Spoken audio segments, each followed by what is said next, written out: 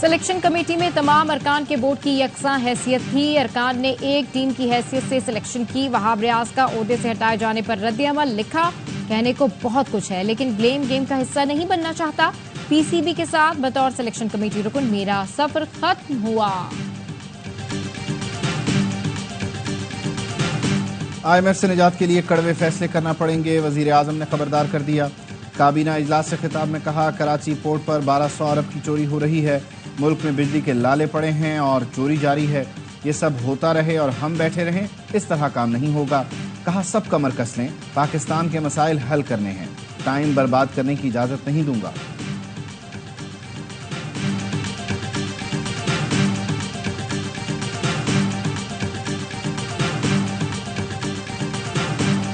और security forces का पेशावर के इलाके हसन खेल में मुश्तरका इंटेलिजेंस बेस्ड ऑपरेशन। दहशतगर्दों से लड़ाई में 4 सिक्योरिटी एहलकार शहीद। पाक फौज के सिपाही मोहम्मद इदरीस बादाम गुल 14 में शामिल। केपी पुलिस के सब इंस्पेक्टर ताज मीर शाह और ASI मोहम्मद अकरम ने जामे शहादत नोश किया। शदीद फायरिंग के तबादले में मतलूब कमांडर अब्दुल रहीम समेत 3 दहशतगर्द मारे गए। दहशतगर्द कमांडर के सर की कीमत 60 लाख रुपए मुकर्रर थी। परवेज खटक ने बानी PTI के खिलाफ गवाही दे दी। 190 मिलियन पाउंड रेफरेंस में बतौर गवाह बयान रिकॉर्ड करा दिया।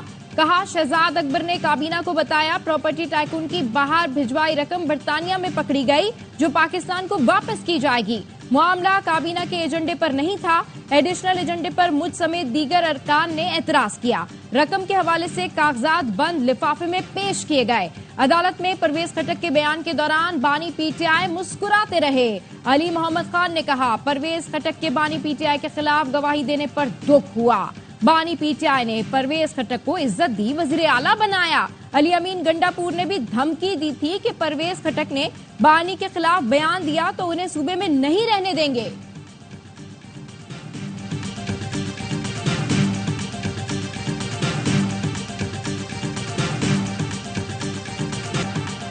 नैब तरामीम का लदम करार देने के खिलाफ अपीलें खारिज की जाएं। बानी PTI ने हुकूमती इंट्राकोर्ट अपीलों पर जवाब जमा करवा दिया। तहरीरी जवाब में लिखा, किसी शख्स की करप्शन बचाने के लिए कवानीन में तरामीम बनाना रिपब्लिक में भी नहीं होती। मुझसे दौरान समाज जस्टिस अतर मिनल्लाह ने कहा, तरामीम का फायदा आपको भी होगा। मेरा मौक़िफ़ वाज़ेह है, ये मेरी ज़ात का नहीं मुल्क का मामला है। नैब इख्तियार का गलत इस्तेमाल करता है तो तरामीम उसे रोकने की हद तक होनी चाहिए।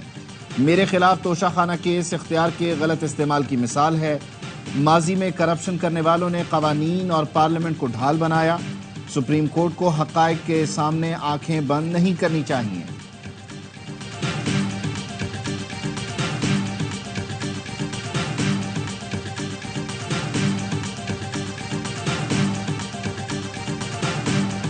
असद कैसर जब ये स्पीकर थे उस वक्त ये लीडर दी ऑपोजिशन को किस तरह बोलने नहीं देते थे, ये रिकॉर्ड कैसा है? प्याज साहब जो है ना 8-8 घंटे तकरीर करते थे। 8-8 घंटे तकरीर करते थे।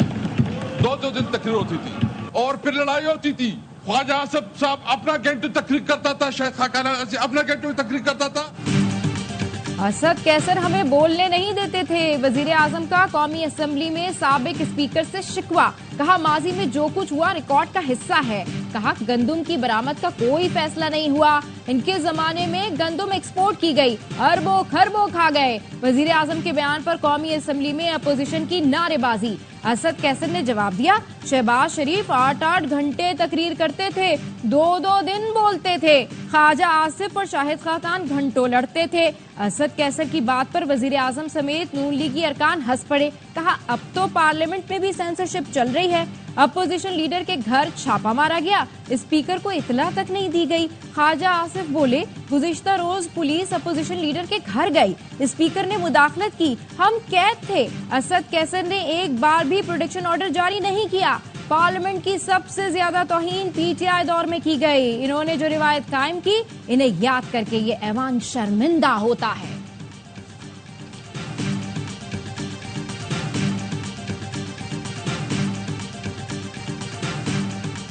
दहशतगर्द हुआ, इसके खिलाफ तो स्टेट को उठना चाहिए। इस मुल्क के अमन से सरोकार है, अपने स्टेट के साथ कमिटेड है।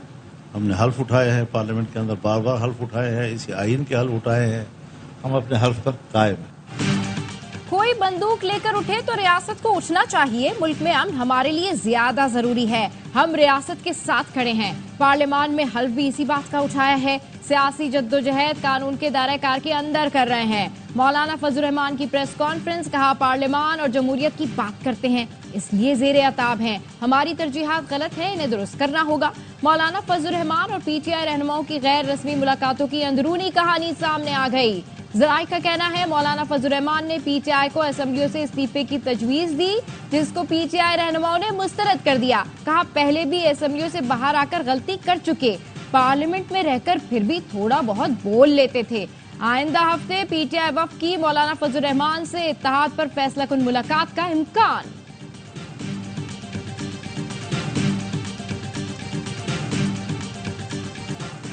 सुन्नी इत्तेहाद काउंसिल को मखसूस नशिस्तें मिलेंगी या नहीं, फैसला कल सुनाए जाने का इम्कान।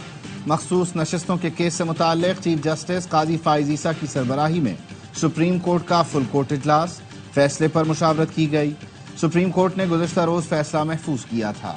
शिकस्त की जिम्मेदारी कबूल कर लो, सब बच जाएंगे। हटाने से पहले वहाब रियाज को सिलेक्शन कमेटी के रुकन बिलाल अफजल का फोन। जराए का कहना है वहाब रियाज ने इनकार किया और फिर उन्हें सिलेक्टर और सीनियर मैनेजर के ओहदों से हाथ धोना पड़ा।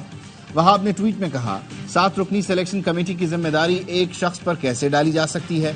तमाम चीजें रिकॉर्ड पर हैं, जल्द तफसीली रद्द अमल दूंगा।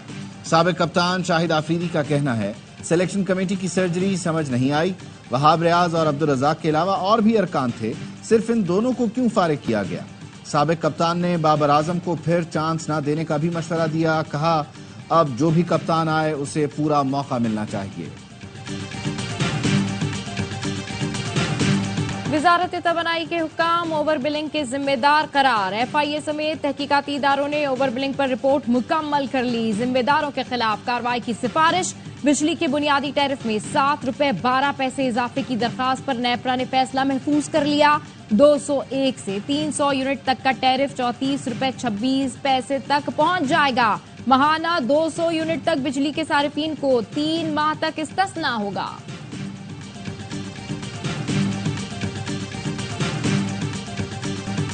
दो 200 यूनिट पर रिलीफ मिला नहीं और अरबों के इश्तिहार चल गए।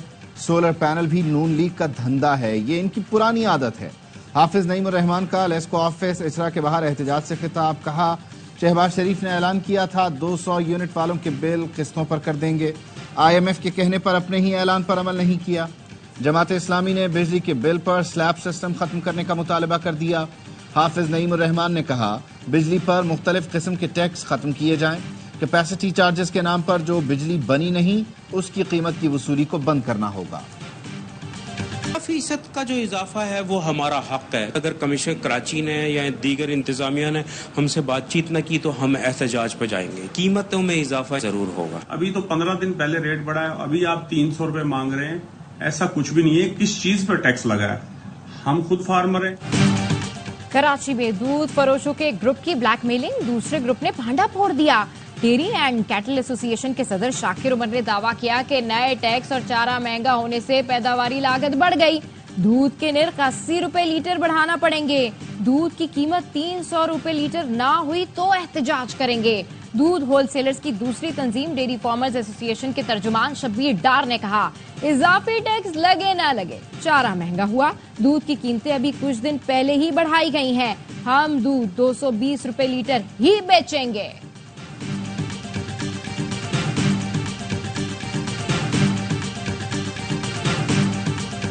पंजाब में पार्टी को मुनज़्ज़म करने का मिशन। लाहौर में सदर आसिफ अली जरदारी की ज़ेर सदारत अहम मुशावरती इजलास।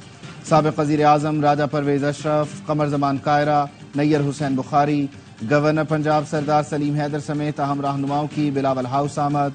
पंजाब में पीपल्स पार्टी को मजबूत करने और सियासी सूरत हाल पर तबादला ख्याल। जस्टिस तारिक महमूद जहांगीरी की तैनाती चैलेंज। मियां दाऊद एडवोकेट ने इस्लामाबाद हाई कोर्ट में आईनी दरखास्त दायर कर दी, मौक़िफ़ अपनाया। जस्टिस जहांगीरी की वकील बनने की बुनियादी काबिलियत LLB की डिग्री दुरुस्त नहीं। उनके खिलाफ सुप्रीम जुडिशल काउंसिल में शिकायत दर्ज हो चुकी है।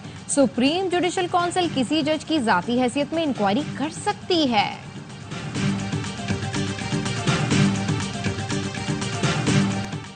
मौजूदा मुल्की हालात के तनाजुर में फोन टैप करने की हिमायत करूंगा। वजीर दिफा ख्वाजा आसिफ का गैर मुल्की मीडिया को इंटरव्यू। कहा उमर अयूब और दीगर मुखालिफिन को बानी PTI के फरमुदात भी याद करने चाहिए।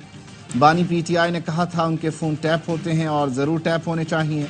चेयरमैन PTI बैरिस्टर गौहर ने कहा आइन वाज़ेह है, कोई फोन टैपिंग नहीं कर सकता। आइन का यही मुद्दा है कि किसी की प्राइवेसी मुतासर ना हो। मुजरिमाना सरगर्मियों में मुलव्वस लोगों पर नजर रखना अलग बात है। एक शहरी ने हुकूमत का फोन टैप करने की इजाजत देने का इख्तियार लाहौर हाई कोर्ट में चैलेंज कर दिया। शहीद कैप्टन उसामा बिन अरशद रावलपिंडी में फौजी एजाज के साथ सुपुर्द खाक। नमाज जनाजा और तदफीन में हाजिर सर्विस अफसरान, जवानों, शहीद के लवाहिकीन और अहले इलाका की बड़ी तादाद में शिरकत। 24 साला कैप्टन उसामा गुज़श्ता रोज शिमाली वजीरिस्तान में दहशत गर्दों के खिलाफ लड़ते हुए शहीद हुए। TTP का एक दहशतगर्द जिसका नाम शोएब है, उसको पकड़ लिया। 8 मुहर्रम को या 7 मुहर्रम को औरंगी में जलूस पे टारगेट करके ये धमाका करने वाला था। Suicide attack and bomb hand grenade से अटैक करने वाला था। कराची में दहशतगर्दी का मंसूबा नाकाम बना दिया गया। कालादम TTP दरादम खेल का दहशतगर्द शोएब इत्तेहाद टाउन से गिरफ्तार। DIG CTT आसिफ इजाज शेख के मुताबिक दहशतगर्द शोएब 8 मुहर्रम के औरंगी टाउन जुलूस पर खुदकुश हमले की मंसूबाबंदी कर रहा था। खुदकुश जैकेट भी बरामद कर ली गई। KP हुकूमत ने दहशतगर्द शोएब के सर की कीमत 20 लाख रुपए मुकर्रर कर रखी है। अली रजा के केस पर काम चल रहा है। मुल्जिमान को जल्द गिरफ्तार कर लेंगे। 15 साल ग्रेजुएट हूँ मैं। कराची यूनिवर्सिटी मीडिया साइंस से मैंने ग्रेजुएट किया। बकरा ईद के कोई 20-25 दिन पहले मैं दुबई से आया और डकैतियां करना शुरू करी। कोई 1 महीने की ये वारदात का हमारा सिलसिला शुरू हुआ था। 70 से 80 वारदातें हमारी हुई। कराची में दुबई से आकर डकैती करने वाला नौजवान साथियों समेत पकड़ा गया। PIB का नौजवान दुबई से ईद की छुट्टियों पर आया और वारदातों की लाइन लगा दी। पुलिस का कहना है इंटेलिजेंस बेस्ड कार्रवाई करते हुए डकैत गिरोह को पकड़ा। मुकाबले में जख्मी मुलजिम को अस्पताल में तिब्बी इमदाद फराहम की जा रही है। वापस आ रहा था, गली के कोने पे छीना झपटी हुई और मार दिया। गली कूचे में बैठना उठना चलना फिरना भाई लोगों का सब अजाब बना हुआ है। कराची में डकैतों ने 2 साल की बच्ची का मजदूर बाप कत्ल कर दिया। न्यू कराची में कातलों ने मोबाइल छीनते हुए इमरान की गर्दन में गोली मारी। कोरंगी में डकैती मज़ाहमत पर नौजवान कत्ल। नुमान ने गिरते हुए एक मुलजिम को पकड़ा जिसे शहरियों ने तशद्दुद का निशाना बनाया। जेरे हिरासत मुलजिम भी दम तोड़ गया। रवा साल डकैती के दौरान अब तक 80 शहरियों की जान जा चुकी। कराची में अब्दुल्ला गर्ल्स कॉलेज में तीसरे रोज भी बिजली बहाल ना हो सकी। इंटर का पर्चा देने वाली तालिबात बेहाल, मुम्तहिन भी परेशान। बार बार शिकायत के बावजूद मसला हल ना हो सका। लियारी, कोरंगी और मलीर के इम्तिहानी मराकज में भी बिजली की बंदिश। इंटर के तलबा का दोहरा इम्तिहान। शदीद गर्मी में पर्चा हल करने में मुश्किलात का सामना। मुतअद्दिद इम्तिहानी मराकज में पीने का पानी तक मौजूद नहीं।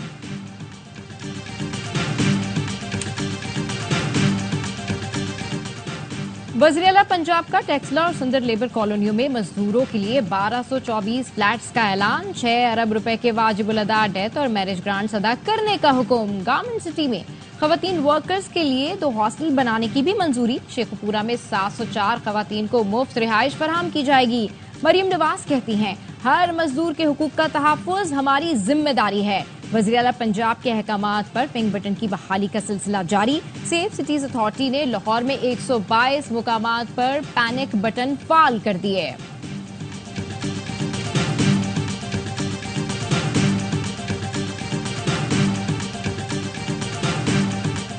अजीम सूफी बुजुर्ग हजरत बाबा फरीदुद्दीन मसूद गंज शकर के सालाना उर्स की तकरीबात 8वें रोज भी जारी। अंदरून और बैरून मुल्क से अकीदतमंदों की बड़ी तादाद में पाक पतन आमद।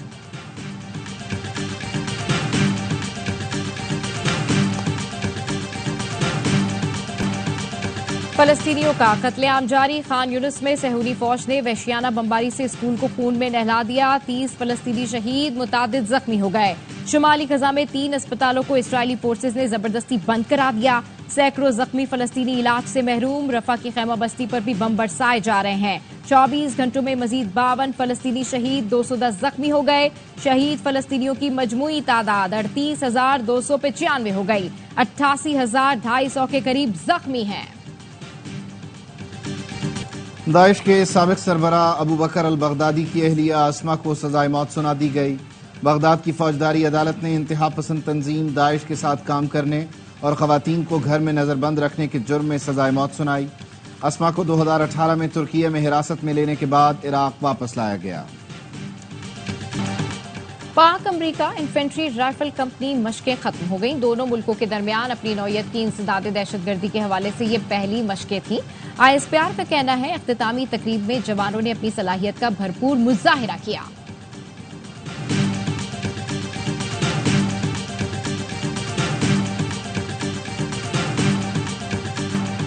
पंजाब और खैबर पख्तूनख्वा के मुख्तलिफ अजला में बारिशें, गर्मी का जोर टूट गया। बन्नू में छतें, दीवारें और सोलर पैनल गिरने के वाकयात, 2 अफराद जान बहक, 30 से जायद जख्मी। सुआबी, दीर, मोहम्मद और मालाकंड में भी बादल जमकर बरसे। रावलपिंडी, इस्लामाबाद, गुजरात और गिरदोनवाह में भी मूसलाधार बारिश, हब्स का जोर टूट गया। कराची समेत सिंध के साहिली इलाकों में हल्की बारिश की पेशगोई। शहर में समुद्री हवाएं कल से मुकम्मल बहाल होने का इम्कान। मानसून का दूसरा स्पेल 20 जुलाई के बाद कराची में दाखिल होगा। बलूचिस्तान में खेल और खिलाड़ियों के रंग बिखर गए। कोयटा में वजारत खेल के तहत साइकिल रैली, एक गैर मुल्की और 40 खवातीन समेत 200 साइकिलिस्ट की शिरकत। म्यूजिकल नाइट ने भी हर चेहरे पर खुशी बिखेर दी। वजीर आला बलूचिस्तान सरफराज बुगची कहते हैं ऐसी मुस्बत सरगर्मियों से दहशतगर्दी को शिकस्त देंगे। रुकन कौमी असम्बली जमाल रईसानी का कहना है बलूचिस्तान के लोग अमन की तरफ बढ़ रहे हैं। नौजवानों को मौका फराहम करना होगा ताकि वो अपना हुनर दिखा सकें। स्पेन 12 साल बाद यूरो कप के फाइनल में पहुंच गया। सेमीफाइनल में फ्रांस को 2-1 से शिकस्त। 16 साल के यमाल के गोल ने स्पेन को फाइनल का टिकट दिलवाया। दूसरा सेमीफाइनल आज इंग्लैंड और नीदरलैंड्स के दरमियान होगा। यूरो कप खेलो लेकिन होमवर्क करना पड़ेगा। सेमीफाइनल के हीरो 16 साल के यमाल को टीचर की हिदायत। मैच के बाद यमाल होमवर्क करते और ईमेल के जरिए भेजते हैं। यमाल फ्रांस के खिलाफ शानदार गोल करके यूरो कप के कम उम्र तरीन स्कोरर बने। बार्सिलोना क्लब ने यमाल को शोहरत बख्शी। किसी और क्लब को यमाल को लेना है तो बार्सिलोना 868 मिलियन पाउंड मांगता है।